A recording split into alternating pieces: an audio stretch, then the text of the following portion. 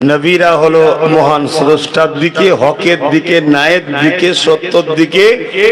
আর ইবলিসের দিকে যারা, অর্থাৎ যারা এক আল্লাহ এবং সভ্যতার, মানবতার, ইনসাফ, ইনসানিয়াতের বিরুদ্ধে, তখনই তারা নবীর বিরোধী করেছে। কেন?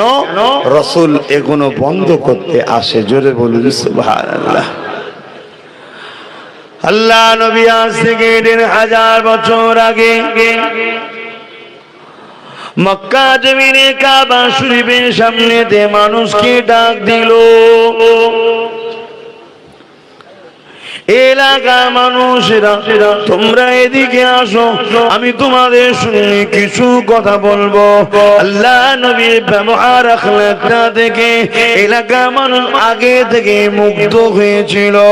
কেননা নবী বা কখনো ছোটবেলা থেকে কারো মাল কখনো জেনে নেয় না, কখনো আমানত খিয়ানত করে না, কখনো কাউকে দুঃখ দেয় না, কখনো কারো উপরে আঘাত করে না।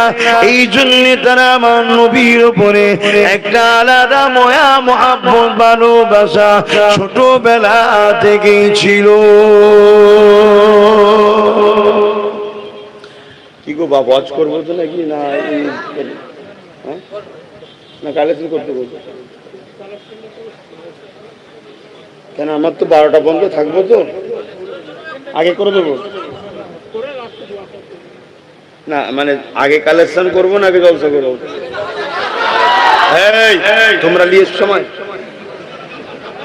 হ্যাঁ বলেন না, আপনাদের যেটা সিস্টেম আছে, হ্যাঁ আপনি সিস্টেমটা বলুন, যে সিস্টেম আছে সেটা করে দিয়ে আমি চলে যাব। কেন বেকার একবার এসেছি বছরে, আর নতুন করে সিস্টেম চেঞ্জ করে লাভ নেই। এমনি মাদারীপুরে আসি, পশ্চিম মেদিনীপুরে খুব কম আসি। কেন আসি? কিছু কারণ আছে, কথা বুঝে আসছে। তাই অতএব আপনাদের সিস্টেম তো আমি জানি না, যেসব জায়গায় আমি যাই সেসব জায়গার সিস্টেম আমি জানি, তারাও আমার সম্বন্ধে জানে। আপনার পশ্চিম মেদিনীপুরে আসা হয় খুবই কম, যাই দাওয়াত করতে অনেকে যায়, আমি না ভাই আমি যাবো না, আমার ফাঁকা নেই, যাবো না। এবং আপনারা অনেকে দাওয়াত লেটে যান, যাক ইনারা দাওয়াত করে এনেছে, আমি জানতাম না এরকম ব্যাপার, তাহলে আমি তখনই দাওয়াতটা বলে দিতাম যে আমি দাওয়াত নেবো না। কেন? আমি কালেকশনের জলসা করি না। কেন? আমি ভাই যুদ্ধের ঘোড়া, রেসের ঘোড়া নয় যে কাউকে পুরস্কার দেবো আমি। আমরা যুদ্ধ করতে দুনিয়ায় জন্ম নিয়েছি, তবে সত্যের জন্য, ন্যায়ের জন্য, সভ্যতার জন্য, মানবতার জন্য, ইনসাফের জন্য, ইনসানিয়াতের জন্য, গরিবের হকের জন্য, এতিমের চোখের পানি মুছার জন্য, মা বাপের মর্যাদার জন্য, এক কথাই সাম্যের জন্য। জোরে বলুন সুবহানাল্লাহ। সেই জায়গায় ইনারা একটা বড় আশা নিয়ে করেছে, ইনাদের একটা হিসাব করতে খরচ হয়েছে, আর হয়েছে বিশেষ করে আল্লাহর ঘরের জন্যই তো খেদমত করছে। কাজটা তো ভালো কাজ। সেই জায়গায় কি সিস্টেম আছে আমি জানি না, আপনারা তো এলাকার মানুষ জানেন রে বাবা। এলাকার মানুষ যদি জেনে থাকে, তাগিয়া গিয়ে এসে প্রতিষ্ঠানের জন্য, মসজিদের জন্য যার যা খুশি একটু একটু শরীক হন। যে যেমন দেবেন আল্লাহ তাকে তেমন দেবেন। কেউ যদি 20,000 দিল, 30,000 দিল, 50,000 দিল, 10,000 দিল, 15,000 দিল, 5,000 দিল, যার যেমন আওকাত। এমনিতে এলাকার মানুষ কিরকম আর্থিক অবস্থা আমি জানি না, তবে মেদিনীপুর, বাঁকুড়া এসব হচ্ছে কি বলবো, বিশাল ভিআইপি জায়গা। আল্লাহ আপনাদের ঘরে খনি দিয়েছে, খনি। বল 10,000 টাকা দিয়েছে, ভাইপো একজন অ্যাক্সিডেন্ট হয়ে ইন্তেকাল হয়েছে। আল্লাহ তেনার আখিরাতকে ভালো করেন, বলুন আল্লাহুম্মা আমিন। এরকম যদি সিস্টেম থাকে তাহলে আগিয়ে আসেন, আমি বলে দিই সেটা দিয়ে দেন। কালেকশনের জন্য যারা নিয়ত করে এসেছেন ওটা দিয়ে দেন।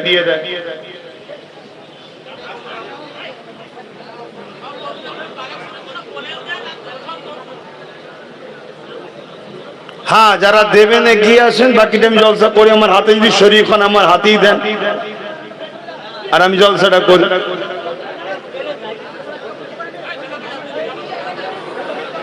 বাপেরা, নওজোয়ান তরুণেরা,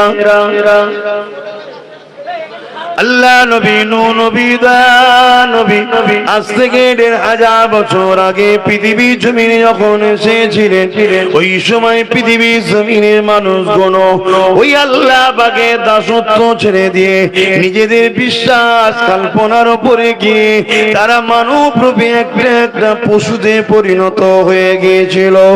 না ছিল মায়ের উপরে দয়া, না ছিল বাপের উপরে দয়া, না ছিল তাদের উপরে দয়া, না ছিল একে অপরের উপরে মায়া। যে যাকে খুশি হত্যা করত, যে যাকে খুশি কতল করে দিত, যে যাকে খুশি অত্যাচার জুলুম করত, বিচার বলে কিছু ছিল না। পৃথিবীর জমিনে অশান্তির দাবানল জ্বলে উঠেছিল। ঠিক এই সময়তে মহান আল্লাহ পাক এই মানুষগুলোকে সভ্যতা শিক্ষা দিবার জন্য, মা বাপের ফজিলাতে শিক্ষা দিবার জন্য, নাই শিক্ষা দিবার জন্য, ইনসাফ ইনসানিয়াতের শিক্ষা দিবার জন্য, কল্যাণের শিক্ষা দিবার জন্য। কেন তোমাদেরকে বানানো হয়েছে শিক্ষা দিবার জন্য?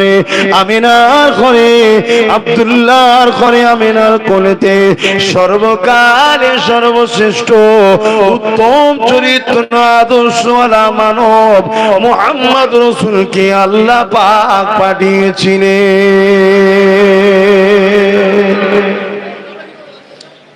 আল্লাহ নবী এসেছেন না সত্যের জন্য, সভ্যতার জন্য, ইনসানিয়াতের জন্য, কল্যাণের জন্য। নূর আলী খান ২০,০০০ টাকা, হাদিস শরীফের বীজখানে নূর আলী খান ঢুকে গেল। বলুন সুবহানাল্লাহ। আপনারাও সুবহানাল্লাহ বলে দিলেন। আসছে ২ বছর ওয়েট করেন, আপনাদের তেল আল্লাহ কাটিয়ে দেবেন। ২৪-এ আপনারা সাইড হয়ে যাবেন। আমি খুশি, আমি অখুশি নয়, কারণ আপনাদের তেল একটু কাটার দরকার আছে। কেন আপনাদের কাছে নবীর খানদানরা হলো দালাল, আর রসুলের দুশ্মনরা আপনাদের আপন। তাই আপনাদের তেল আল্লাহ কাটাবে, চিন্তার কোনো কারণ নেই। আরে কে আমার নবীর সম্বন্ধে কি বললো, এতে আমার নবীর কিছু যায় আসে না। পানির কাজ নাপাককে, নোংরাকে, সমস্ত ময়লাকে পরিষ্কার করার না কাজ হলো পানি।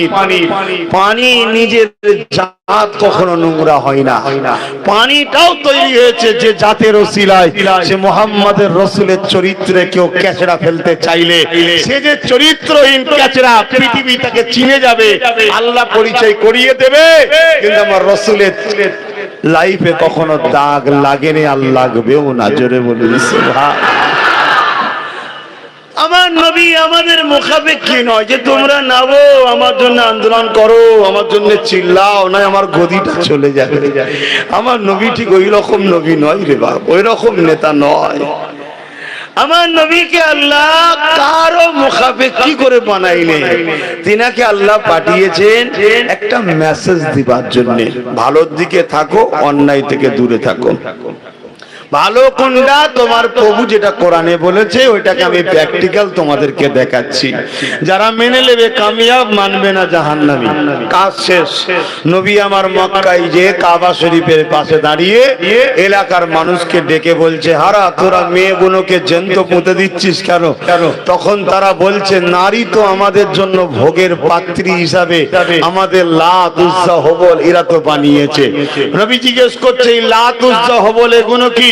বলছে এখনো তো আমাদের প্রভু। প্রভু তো একজন, এতগুলো কেন? ৩৬০টা কেন? বলছে এটা প্রভু, এটা প্রভুর বাপ, এটা প্রভুর মা, এটা প্রভুর স্ত্রী, এটা প্রভুর ছেলে, এটা প্রভুর ভাই, এটা প্রভুর মামা, এটা প্রভুর খালা, এটা নানা, এটা দাদি, এটা প্রভুর গোষ্ঠী। কথা বুঝছেন না? বুঝছেন? আল্লাহ বললেন, হাবিব ওদেরকে বলে দিন, কুল হু আল্লাহু আহাদ, প্রভু তিনি যিনি এক, তার কোনো শরীক নাই। জোরে বলুন সুবহানাল্লাহ। আল্লাহুস সামাদ, প্রভু তিনি যিনি আর কোনো মুখাপেক্ষী, তিনি কারো নয়।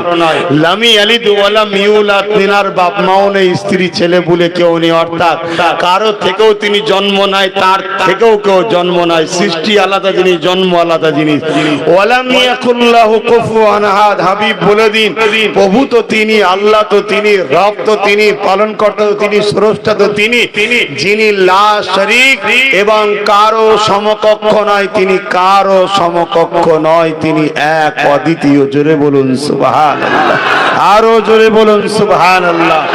এই কথা যখনই বললো একজন ছুটে গিয়ে আবু জেহেলকে শোনাচ্ছে, আবু জেহেল মোহাম্মদ এসব বলছে। আবু জেহেল বলছে মোহাম্মদ যা বলছে ঠিকই, কিন্তু ওর কথা যদি মেনে নিই তাহলে মদ চলবে না, শয়তানি চলবে না, রেপ চলবে না, নারী দেহ শোষণ চলবে না, দুর্নীতি চলবে না, লুট চলবে না, দাঙ্গা চলবে না, মারপিট চলবে না, খুনোখুনি চলবে না, মানুষের ওপরে যে আমরা প্রভু সেজে বসে আছি, মানুষ যে আমাদের দাস দাসী বানিয়ে দিয়েছি, এটা চলবে না।